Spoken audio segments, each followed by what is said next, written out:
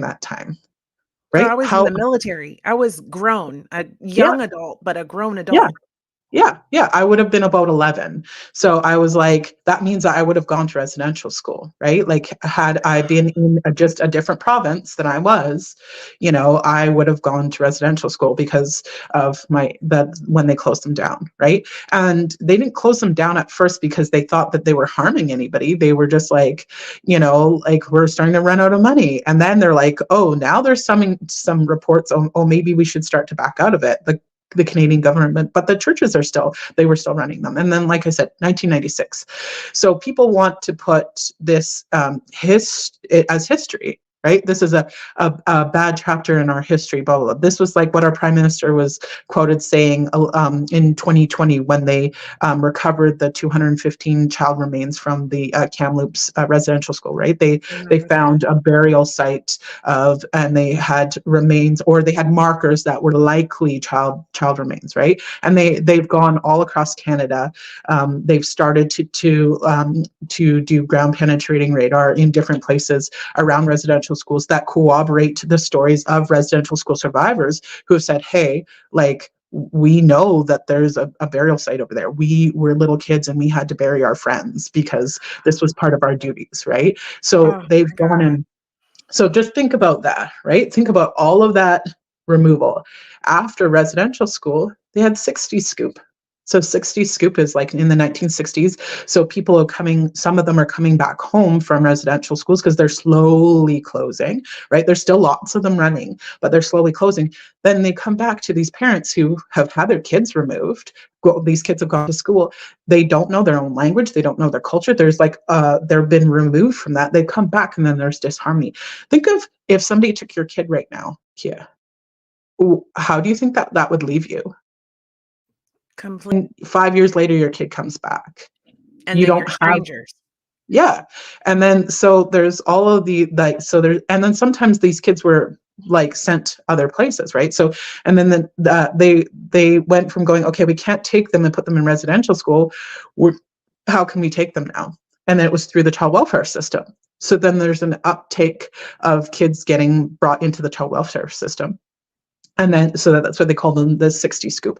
So between like the 1960s and 1980s, a big uptake. There was little to no Indigenous kids in the system, and it was mainly people that would have been classified as Canadians, and then an uptake of Indigenous kids. And then now they have something called the millennial scoop. So it's the overrepresentation of Indigenous children right now in the child welfare system. So I think it was like the 2017 census or something, like my brain's can't remember all the dates, but there was like close to 15,000 Indigenous children all across Canada. It's more than 50, so it's like 52% of kids that are in the care of the Ministry of Children and Family Services, so child welfare, from 0 to 14 are Indigenous kids. So like the targeting of the systemic racism, the under-provision of social services on reservation and within communities, and barriers for Indigenous people to receive services for support, all contribute to that overrepresentation. All of these ways that we've been removed. So think when we're talking about that intergenerational trauma. Mm-hmm. So we need to take a breath for a second. I always get a little bit worked up when I talk about this, but my family's come forward and we're very open and honest about how this has impacted us. So my mom was removed from my grandparents, right? They had stuff happen there. My mom was removed from them. She was put into foster care. In the foster home, she was raped, and then she got pregnant with my brother, and then she ended up having, more children. So the three of us older kids, and then my brother was taken from my mom because she was young when this happened. She was 14 when she got. The lady took my brother and my mom in at the same time, and then eventually she had me and my sister, which was a few years later. That family had moved with my brother across Canada, so we were originally born East Coast, but we lived West Coast and lived mostly our lives there. My mom got a phone call to say, hey, your son's going to start kindergarten or going to start school pretty soon. Would you like to come and see him? So then she moved me and my sister away from a home life that was not safe and not cool and brought us here.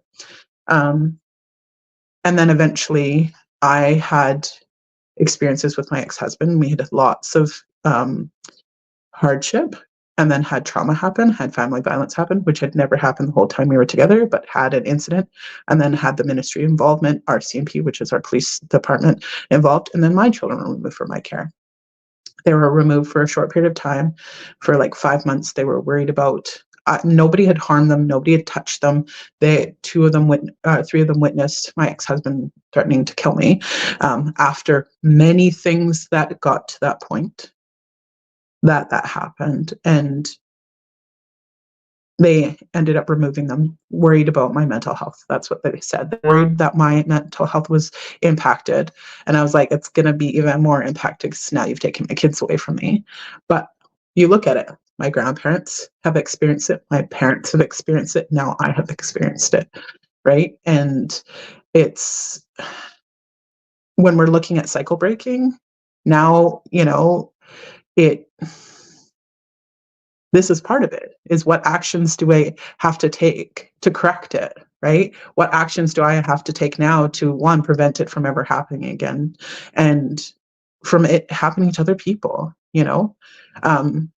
I, without going into the whole story, but the day before I found out the kids were going to come back to me, I prayed about it, right? This whole time, these 5 months, it was the worst experience of trauma I've ever experienced in my life, having them taken away. You know me, I'm there for my kids. I'm a huge advocate. I'm a nurse. I'm doing all these things. And this incident happened, and it caused so much trauma. But the day before I got my kids back, I remember praying, and I didn't know that they were going to be able to come back, right? They had told me that we're going to be talking about all these different things that they wanted to do. So I was praying about it, and I could hear the words, transform this for them. And I remember being like, what does that mean at the first, right? Wow. And it was Yeah. transform this for them so that it never happens again to them, but also so that it never happens to another kid again. So yeah, I, as a cycle breaker, was like, not judgment on my mom and not judgment on my grandmother. I had taken that time to start learning about how the heck does this keep happening?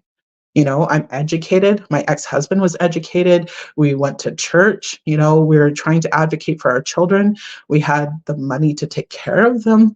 And, I'm not painting a rosy picture in any way, shape, or form, but we were doing the right things on the books, right? What you would expect a non-Indigenous family, if they showed up with those things, that they would be assisted, right? But instead, when we show up and ask for help, then we're saying, oh, sign your kids over, like sign responsibility over to a foster parent and all these things.